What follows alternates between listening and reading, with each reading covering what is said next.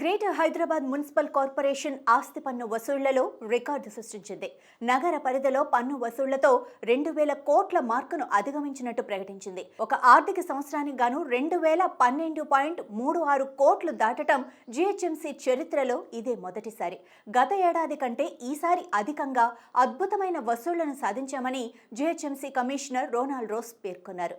గత ఆర్థిక సంవత్సరంతో పోలిస్తే ఈ ఏడాది 257 కోట్లకు పైగా ఆస్తి పన్ను అదనంగా వసూలైందని స్పష్టం చేశారు.